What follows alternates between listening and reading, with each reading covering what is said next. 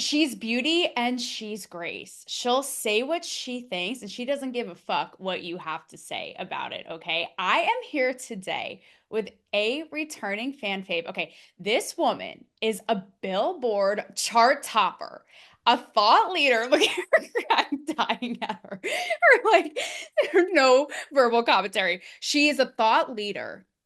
She is outspoken. She is a mover and shaker with the people you want to know. She's now had a body transformation and has a fitness business. I am talking about none other than the Joy Villa. Now, Joy, we don't always see, we don't always necessarily align on everything or agree, but you are someone I respect so much. A, because you respect other people's views. You truly, like I said, do not give a fuck. And you are through and through just such an utter sweetheart in real life. And so you are coming back on. It's been years. And when you were last on my show, I was like a baby fetus. I was like insufferable. So I'm so sorry you had to deal with me then, Joy. But we are reunited and it feels so good. I'm so excited. I am so happy to be back on your show. Taylor, literally, this has been amazing. Like, look at the growth. You got the new background. Talk to me, Taylor. You got the red phone, the princess couch. Yes. Joy, I have my tits out, brain out shirt today just for you because that is you. And it's what I said. It's like you are, I mean, you really like the dresses you've worn at the Grammys, which I interviewed you on a Grammys carpet before we knew each other, if you remembered, are bold, brazen, but you are like to each their own. Then respect my, don't step on my gown, literally. And you and I, oddly enough, had op-eds in USA Today about this as women in media, like 2 years apart. So salute to you, my friend. Hat off to you. Should we get this party started? Deemed the Celebrity Whisperer by Playboy. This is the best interview of the day. Thanks for having me. You hit the nail on the head. 100%. Period, yeah. Touch them. You're cracking me up. Wear them, baby. This is good. Taylor Ferber.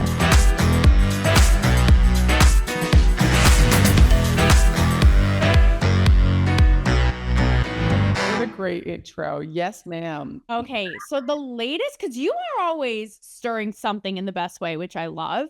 The latest viral story about you, and all these little things say like everything about you, right? Is about your designer of your infamous MAGA Trump dresses, who had a Karen outside of his shop basically call the police because he had Trump support in signs. Like, you know, it's free speech. We don't know her, I suppose. Like Karens will be like that. But like I said, you are so bold. You've worn Build the Wall, pro-life, MAGA dresses at the Grammys in Milktopia. And right now, Joy, I'm kicking off with this because we saw all these huge celebrities just kept paid millions of dollars to support Kamala. And that shit was a wash and was wasted. So you're somebody who is in the crosshairs of all of this, right? You're so immersed in Hollywood. You're so outspoken. But there's a big debate right now of celebrities, entertainers, performers, like stay in your lane, dribble the ball, whatever it is, we don't care. What do you think? I think that, you know, if you choose not to say something, that's fine too. But I've always been like, okay, be a celebrity, be an artist, but be open to other people's opinions. And that's what you said. And you said it about me. This is who I am. Like, I have friends of all different backgrounds. Like, if we're going to have, I spoke to Congress in 2020 about diversity of thought. It brought me in as an actor and as an entertainer with some big type of people. And I was the only one who flew in person because it was during this thing called COVID-19. I don't know if you remember that. Oh, thing went through. And so I was there in person. Everybody, you know, was on via Zoom. And I said, okay, listen, I'm mixed race. I am, you know, an actress, an entertainer, because I'm Latina, I'm Black, I'm Argentinian, and Italian, and Black. And I am also a conservative, you know, and I'm like, okay, all the other things are accepted, being a woman, being an entertainer, being an artist, being this, even being tatted, being, you know, tattoos, all these things that used to be taboo. But why is the same taboo not on politics or different thought, right? You can't say Jesus and be like, oh, they cut you off. You can't be a Christian. You can't have conservative values. So this is my thing. if you have a certain belief system, respect other people's belief system. Go ahead and speak up about yours, as I do mine. I'm very bold, but also allow other people to speak up for theirs. And this is the thing that I don't see is these celebrities that Kamala Harris hired and all these people getting hired in 5 minutes. Because she really hired on the payroll. On the payroll. You know, Beyonce comes up and is like, does her little thing for 2 minutes. Like, none of them are accepting of other people's beliefs. When, for me, you come see me on a show, you do my bodybuilding, my fitness plan, like you do any of my projects, you come talk to me. I don't care if you have the same belief system. That's okay. Because we're gonna coincide on other things. But if I go to a Beyonce concert and I'm like, you know, a Kamala Harris rally that we saw, Jesus is Lord. She's like, you're at the wrong rally. People are I have to toot our own horns because both of us have been so consistent in this. Like in your op-ed at the time, you were like, okay, like, do I agree with Taylor Swift? No. But then like, don't disrespect me. I said a similar thing in mine as well about how this whole cancel culture goes round and round. But something that's so commendable, I think, about what you do. And I think this is sort of what separates it. Because I'm not going to lie, Joy. Like, I do grapple with this of should entertainers just butt out? But then I'm like, okay, well, they're reflecting our society and using art to get in our hearts and our minds and influence us. I think the difference is so much of that is virtue signaling, and it's so easy to hop on when everyone else is doing it, but you really ride or fucking die. Like, to wear an embryo pro-choice gown at the Grammys in Hollywood, it takes such, it takes so, did I say pro-choice? Pro-life. Yeah. It takes a lot of cojones, and I think that's what parses it out, right? Like you take and honestly, it shouldn't take cojones to do that. It should be cool. This is why I do it too. I'm a bit of It should be cool. It should be cool. It should be like, cool, she's pro-life, cool, I'm pro-choice, cool. It should be like, you know, and I'm gonna get hate from both sides. Well, that's how we are, like, because that's how I am. I'm like, I'm pro-choice to a degree, to an extent, but like, cool, good for fucking her. Like, good for her. Yeah, you're admiring that I have my voice. I admire that you have your voice. But why is it that we tear down people? And it's something that people are, I'm so brave for wearing a Trump dress or a pro-life dress. Listen, I am cool. I love that. But it shouldn't be like that. Yeah. Yeah. Normalized. So in that way, I think celebrities should speak up, but it shouldn't be virtue signaling. I think it's nuanced. I don't think it's a flat no or flat yes. I think it's just like companies. Like, I don't want Honda or whoever recently has virtue signaled. I don't want them trying to like throw their hashtags in just to sell more cars. Like, no, but if the CEO of Honda is like, hey, I don't know, I'm transgender or something, personally for me, great, come out, do your thing, but don't now put transgender flags on every Honda car. It's like, we're doing it. You know, they get into this campaign and it's like, well, okay, but what about people just wanting to buy cars? What about people who just want to show up to see a you know, a music event or an award show? So it's either going to be all of us are equal and we can say it, or nobody can. So if it's open season because liberals are running it, then I'm going to come out as a conservative and say my piece. And I'm not even hard right. Like, I also fight in the middle on many things, as you know. So I'm like, it is exhausting. And they've all made it so convoluted and falling in on itself to where it's like Caitlyn Jenner, the most iconic trans athlete. Like, we're just going to disregard everything she says because she's also like a trans. But it's like, none of it makes any goddamn sense. But what's starting, I have to get into this with you, Joy, because I feel like you are going to have thoughts. Like, we're starting to shed some light on, maybe, I don't know, is the Diddy case heard around the world. And I have a feeling people are going to start dropping like flies. Like, now Jay-Z is in the mix. They're talking about Beyonce. So please, from your view as someone who is intermingled like with these elites, has been in Hollywood, has been at the Grammys, all of this, like, is it going to be another Slim Shady Epstein situation where how convenient the elites in whatever it is, corporations, politics, the media try to cover it, you know, because to cover their own ass? Like, what do you think is going on and is going to happen? Should we get our absolutely? I spoke on Nexus. I have to post that thing on Nexus, the UK program, and they invited me to speak about it. And they had like all these people are like, oh, yeah, well, we'll see the litigations.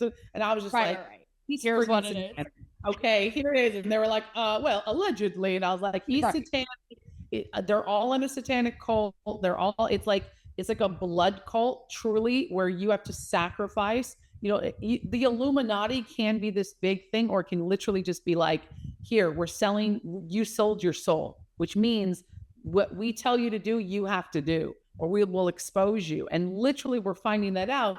These Diddy parties, from what I know, and I can tell you I haven't been to one, but this is not uncommon. I've been invited to things very similar. They will record you doing stuff you'd rather not have people see. They will hold that as collateral. And then if you defy them, like, you know, Prince trying to make your own album, they'll kill you. They could, or they can release this stuff. This is what the governments have done. This is what Russians have done. This is what spies have done. This is what other people have done. Why wouldn't Hollywood do something like this? So Okay. absolutely, Danny's guilty, and he's done atrocious crimes, but he is the tip of the iceberg. There are bigger people behind him who are holding the puppet strings. And either they allowed him to be the fall guy, and that's like, okay, but the real elites behind it will escape, or he will topple and bring everybody with him, which I'm hoping for. So something that struck me, one of the first things you said that might kind of raise a flag for even a little bit myself, not gonna lie, in my audience, it's wait. Like the satanic cult thing, like we've heard this. Are these people really doing like blood rituals in the woods? Like it feels to me a little like conspiratorial. I've called conservative pundits out for this before. Like I've been in Hollywood. Is it really that like demonic and satanic? I've also seen even, you know, up to like wicked reviews saying like this is all on purpose, trying to get your kids to witchcraft and away from Jesus. And there's a part of me that's like, this feels a little extra like a reach. So for anyone thinking that right off the bat, what would you say? So I would say, sure, and you have a right to say that. Do the research. Now, I've come to my conclusions that, you know, Satanism isn't wicked or play witches or witches in the forest, you know, singing to animals or Wicca or any of that. That's what somebody's religious beliefs or that's not what it is, right? It's not Ouija boards even, you know.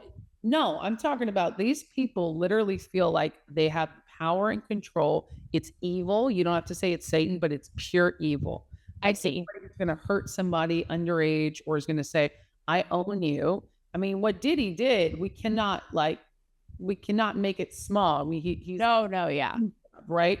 Rape, molestation, you know, drugging, things that Cardi B got away with for some reason. But this stuff, I do believe it's like, okay, it feeds his power because we know whether people want to believe it or not, there are spiritual forces there. And I believe we're spiritual beings. And some people do things for the dark side. Some people do it for the light side, not to get very full Alex Jones. But this is what I believe is it is satanic because they do have tons of rituals. They do have this belief system that, you know, you're in the club.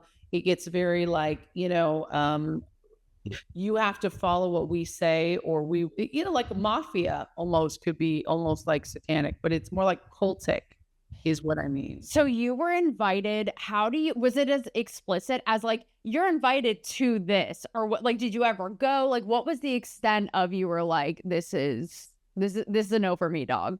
Like, this is a no for me, dog. Like, yeah, I got invited. So I started in the industry as a model. And so when Weinstein stuff came out, you know, we knew before that, but when Weinstein stuff came out, it was like a lot of these women, I hate to say it, Weinstein is a pig and disgusting, but some of those women were trying to get ahead and they'd say, oh yeah, I'll go to his hotel at 10 a.m., you know, and put on the robe. Like the first thing I'm going to do is run. I'm not going to like go into his room with him. Right. Yeah. But, in the modeling agency I was first with when I was about 18, they said, don't ever take an appointment with any of these people after 8 p.m. Right? After 8, nothing's business hours. And so anytime you get in, so I had some invitations to people after 8 o'clock and I just said, no. I just like, no. Hey, we have this get together. Hey, we have this group. And they would say it's professional and, you know, business goes down at the club. You never know who you're going to meet. but it's a private location, a private address, an unmarked building. No, a car's going to pick you up and take you there. So just knowing that, I kind of, I'd have the hairs in the back of my arm. Mhm. So I just avoided those situations. And then later I would hear, some things that would go down, or those people kind of disappeared. You didn't hear from them. Of course you go about your business. Okay. I shit you not. We just had a mild interruption because my skepticism of said Diddy cults came through the Zoom stream airwaves. My computer literally turned black, and I've been over here like a frazzled janitor trying to get this stream. Look at me. I'm a disheveled mess. Joy.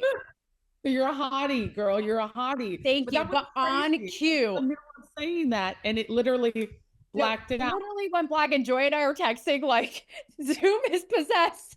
I wasn't far off. But yeah, just so you guys know, what happened. What happened. Well, Joy, to cap this off and to keep this moving, because the poltergeist of whatever Diddy did just literally took over our stream. What's fascinating to me is starting to see or not the perhaps women who were complicit, almost like a Ghislaine Maxwell. Like, are we going to see J-Lo's, Beyonce's, whoever else, new things and let it kind of sweep under the rug?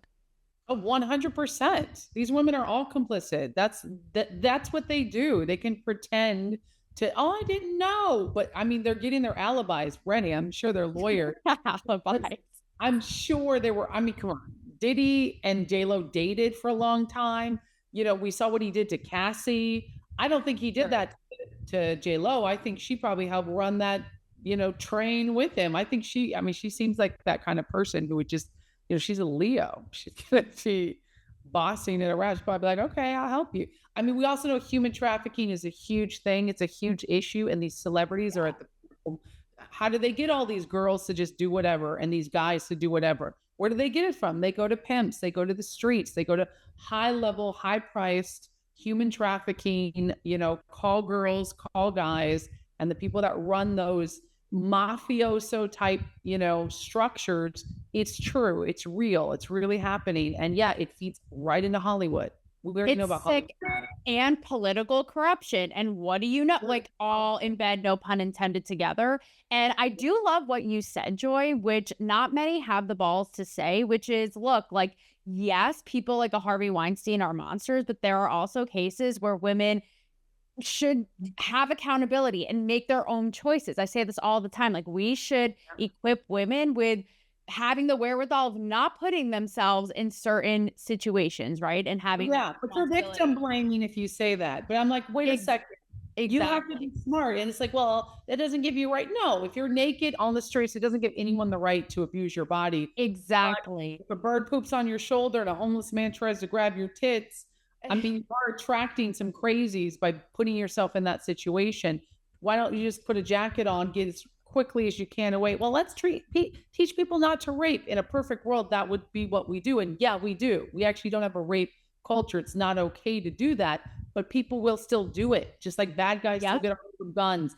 You can put all the rules and laws and patriarchy is doing it, but let's get down to the grass roots. If I ever have a daughter, me and my husband talked about that, we're going to teach her how to kick, bite, scream, shoot. Fight.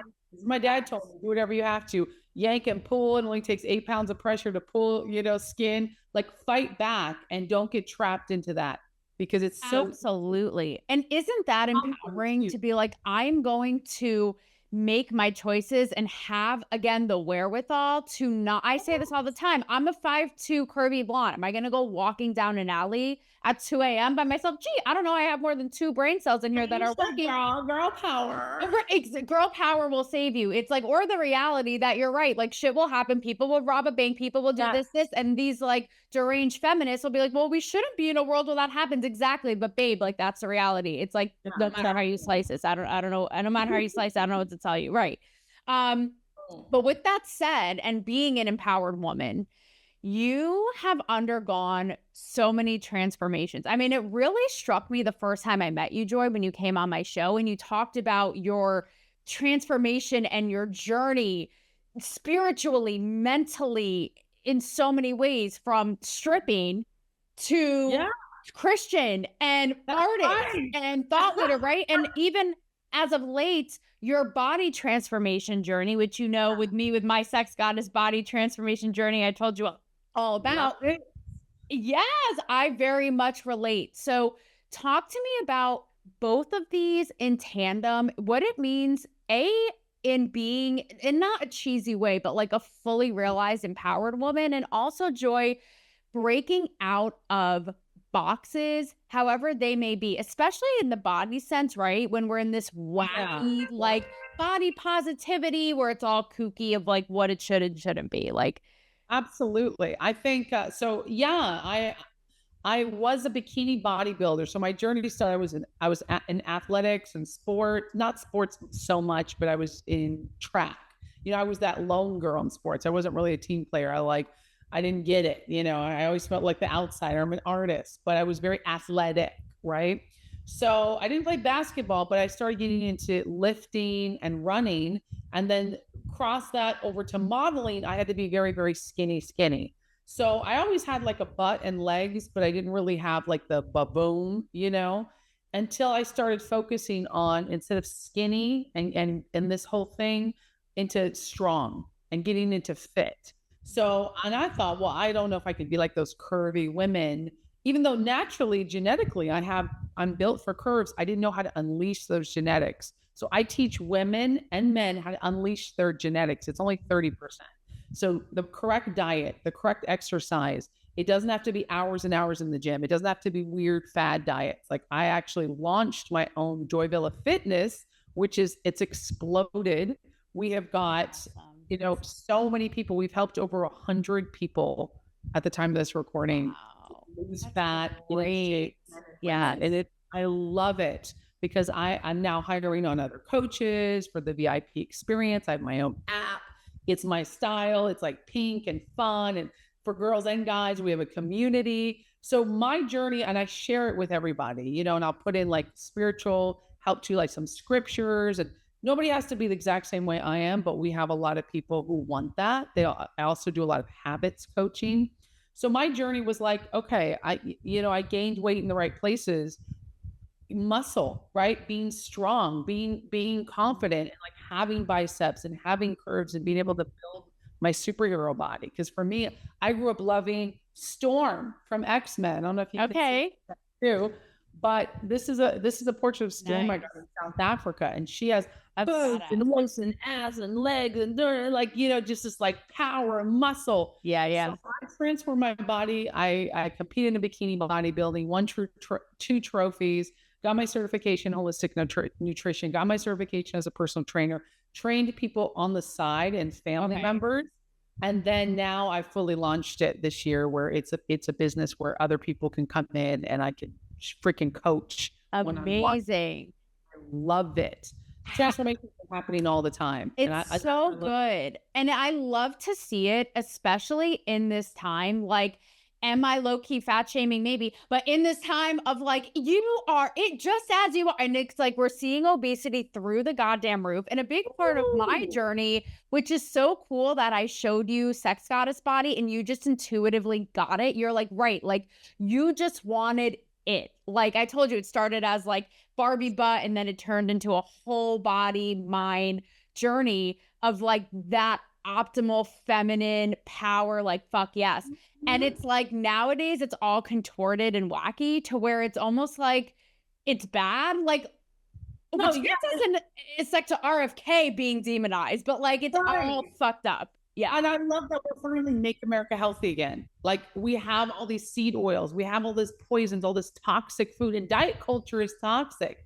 But so is body positivity toxic. Exactly. I'm like, I was waiting for, when are we going to go in the middle where you can be fit and not look super fit? Because internally, if you're fit and healthy, my clients come to me, they're like, I want to be healthy. But guess what? Some of the women are like, maybe it's bad, but I actually want to look hot too. I want to build a booty. Like, yeah, that's what my whole thing's about. It's like, what's wrong? And they ain't no shame in my game.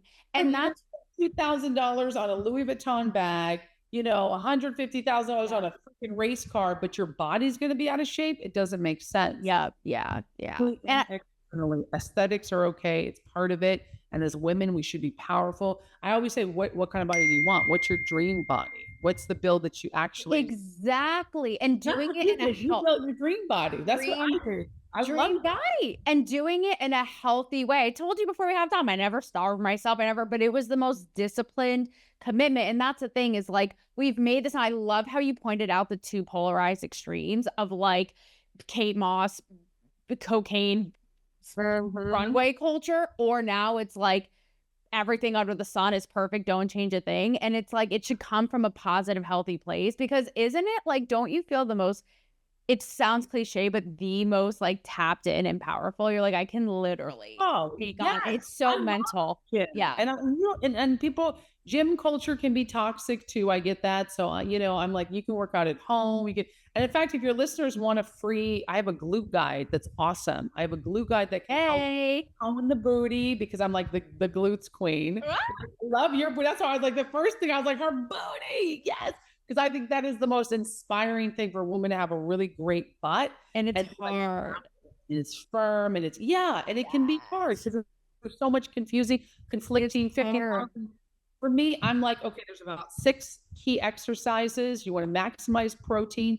All of it is in the glute guide. And I built that myself with pictures of me, how to build your booty. So it's free for your listeners. All they got to do is find me on Instagram at Joy Villa, or email me, joy@joyvilla.com, and it's theirs. That's awesome, Joy. Thank you so much. That's so generous. And I'm sure like they'll love it. It's a journey. I mean, I do not have the natural genetics for said Barbie butt. And there were days like, where you talk about gym culture, where I was like, oh, fuck, like a couple weeks in, I'd be like, why aren't I seeing changes? Like, I'm here 2 hours a day. I'm eating like, I changed my whole diet. I'm this, like a little Nazi. And it's just like, it's so rewarding though in the end. So I love to. It is. And anything, this is how I say it. It's hard because I'm all about maximizing everything financial. I just did my goals for my husband. I just got married 2 months ago. And like, it's like, before I married him, I had my goals. Like, what's the guy want? What's the lifestyle? Like, I'm huge. We were talking about that before the show, organizing, putting together lists. Your body is the same thing. And if you write it down and say, well, I actually want abs, I actually want this, it's never too late. My oldest client is 88. She is 88 and she's freaking still getting it on too. She tells me some stories. Hello.